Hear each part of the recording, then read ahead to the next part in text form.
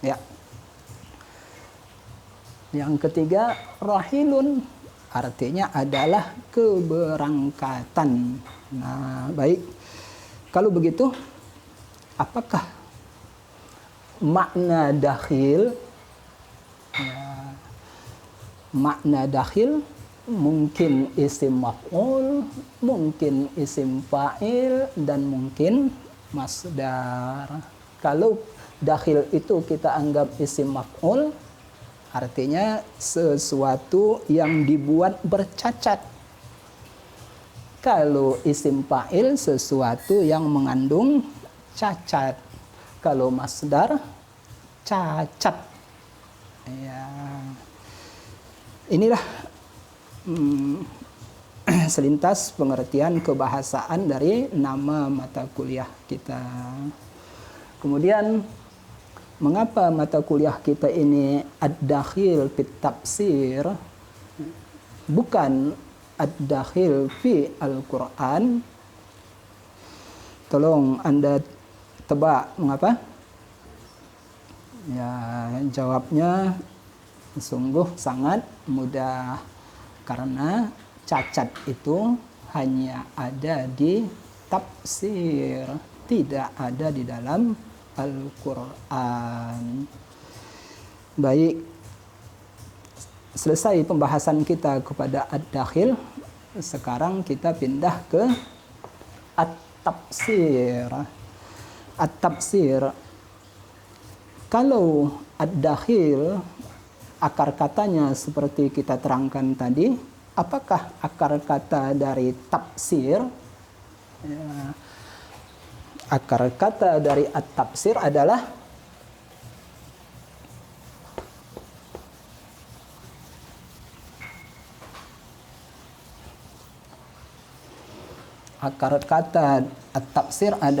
tafsirah.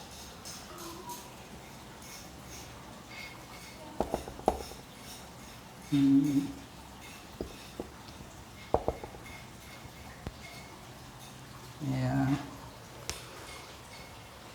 Ianya kita buang, kita tambah ta. Jadi menjadi tafsirah. Ya, tidak ada ianya. Apakah arti tafsirah?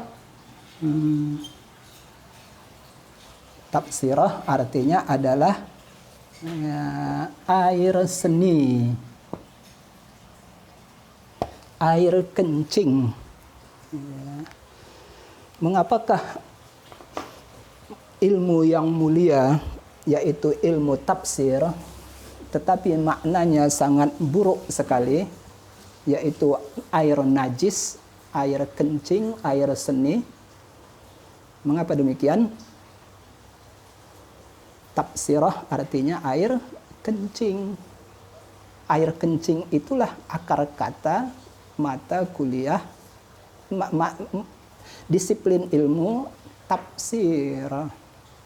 Mengapa demikian?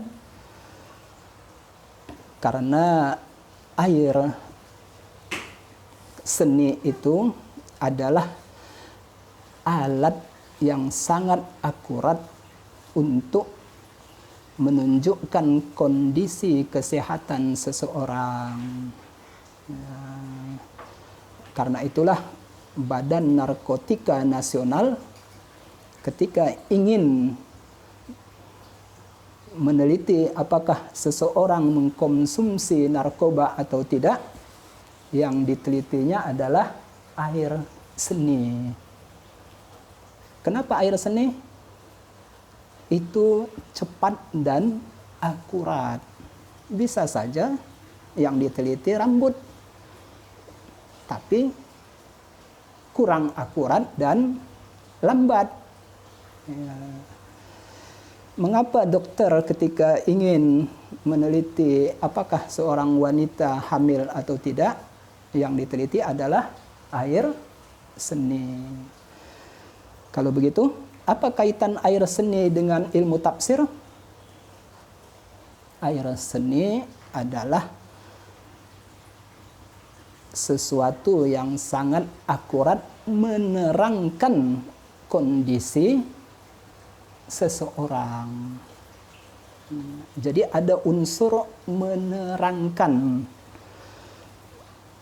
Mengapa ilmu tafsir disebut tafsir? Karena fungsi dari ilmu tafsir adalah menerangkan kandungan Al-Quran Al-Karim.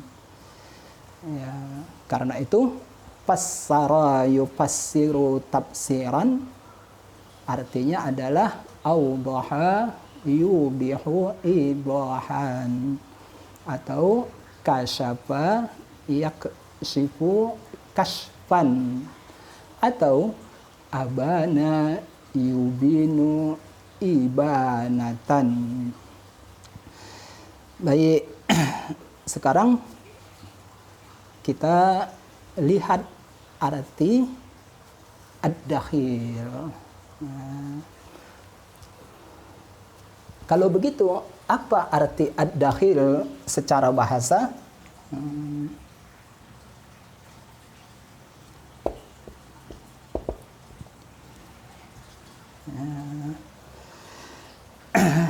Dakhil secara bahasa memiliki banyak makna.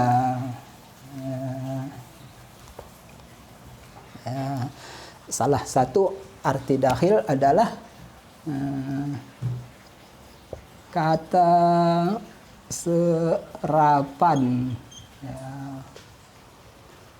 Bukan kata sarapan ya. Ada dari Anda yang belum sarapan? Kata serapan. Apakah itu kata serapan? Kata yang bukan asli bahasa yang bersangkutan, tetapi digunakan oleh pemilik bahasa tersebut.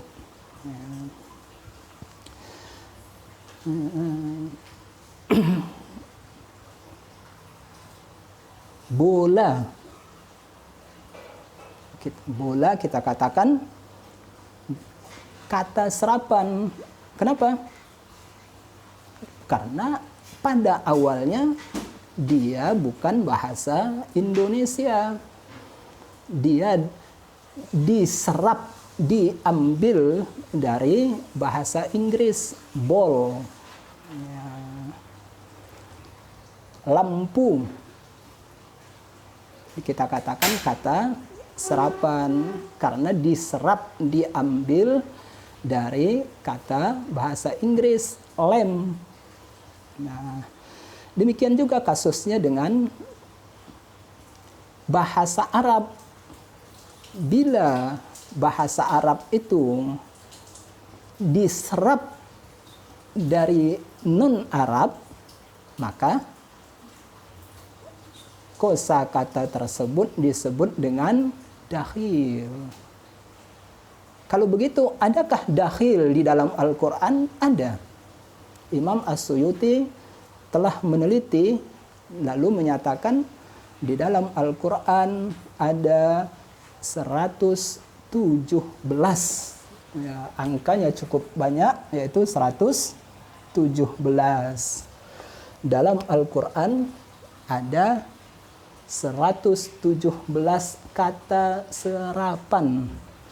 Kata itu bukan asli dari bahasa Arab, tapi diserap, diambil dari bahasa-bahasa lain di sekitar Jazirah Arab.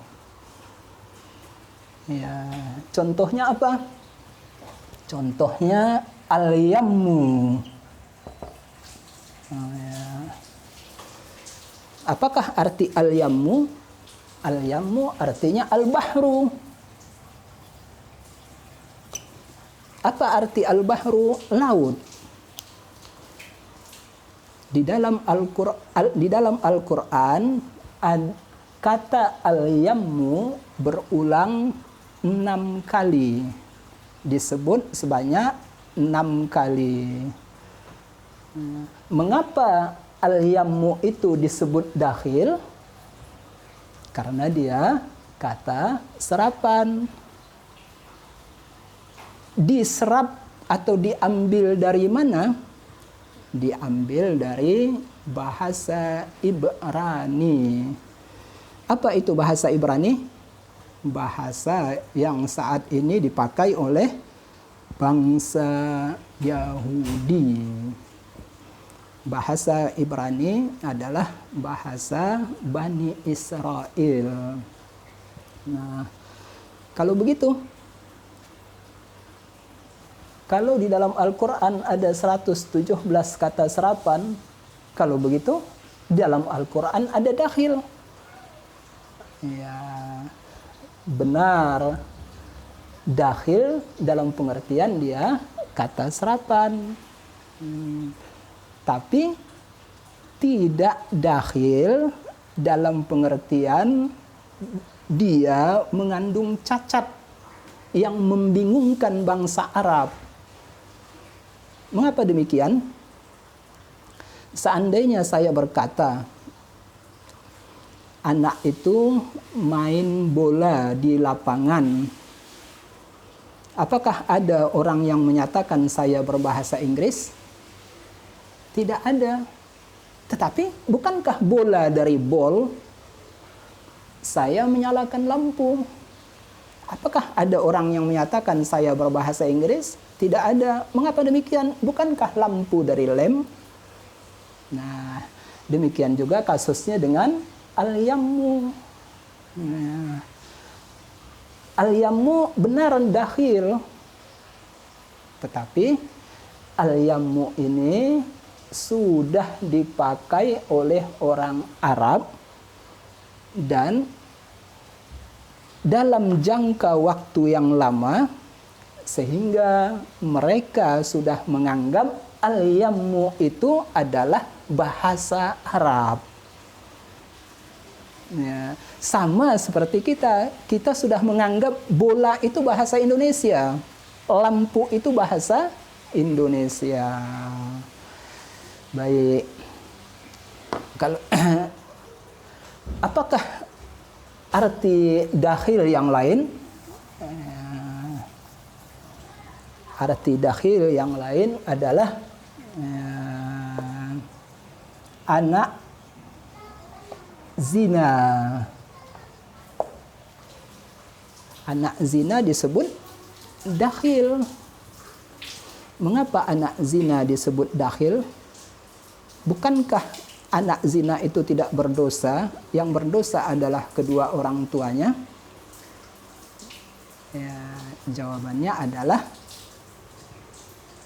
karena tanpa penelitian kita tidak mengetahui bahwa pada anak zina itu ada cacat tersembunyi.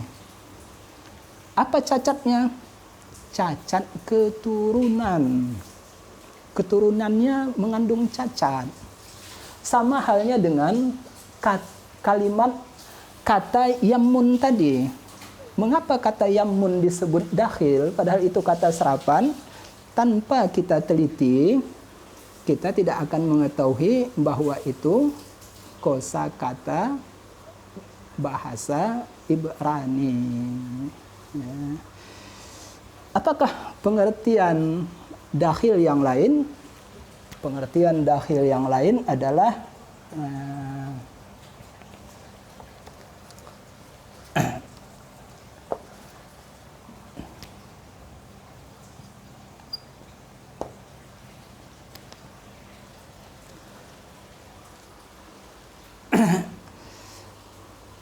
anak idiot.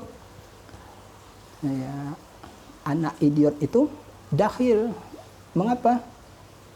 Karena pada dirinya ada cacat mental. Apakah semua anak idiot disebut dakhil? Tidak. Kalau tanpa diteliti sudah kelihatan cacatnya, itu tidak disebut dakhil. Kalau begitu, anak idiot yang disebut dakhil adalah anak yang tanpa kita teliti, kita tidak mengetahui ada cacat pada dirinya. Apalagi arti dakhil secara bahasa? Orang gila.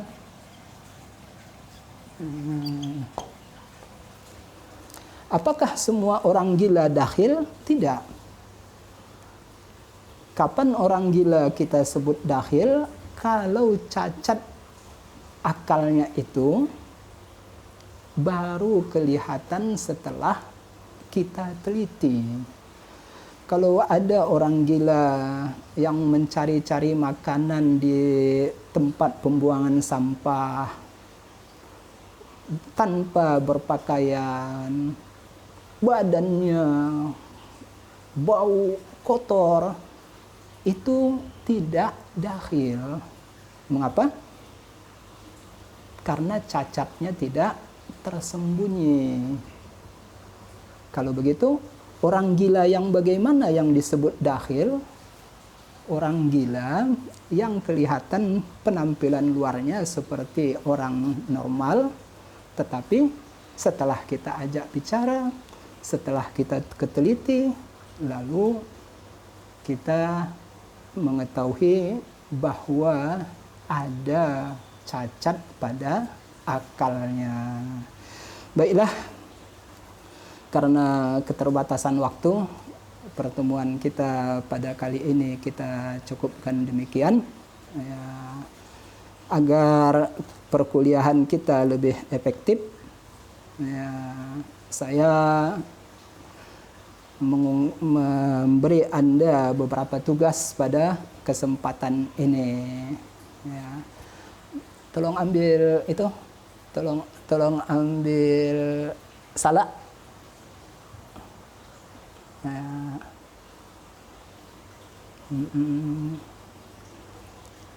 Ya. Baik, tentu Anda mengenal buah apa ini? Ya. Ini adalah buah salak. Ya. Yang pertama tugas Anda adalah menjawab pertanyaan, kapankah buah salak ini disebut dakhil? Ya. Kapankah buah salak ini disebut dakhil? Jawaban Anda akan benar bila Anda menyebutkan 3 poin pada buah salak ini. Buah salak ini disebut dakhil bila Anda dapat mampu menyebutkan 3 poin. Ya. Itu tugas Anda yang pertama. Tugas Anda yang kedua adalah berilah saya contoh dakhil, makna dakhil selain yang sudah kita diskusikan. Kata serapan, anak zina, idiot, orang gila, itu pengertian dakhil. Ada beberapa hal yang lain yang juga disebut dakhil. Apa itu? Ya, itu ya pertanyaan saya yang kedua. Pertanyaan saya yang ketiga adalah, tolong beri saya contoh fa'ilun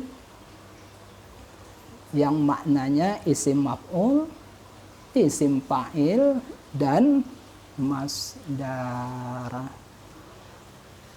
Pertanyaan saya yang keempat adalah, tolong beri saya contoh wazannya fa'ila yaf'alu, maknanya adalah cacat.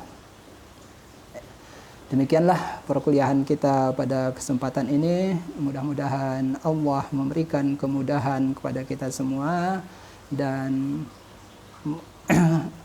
memberi taufik dan inayahnya kepada kita. Assalamualaikum warahmatullahi wabarakatuh.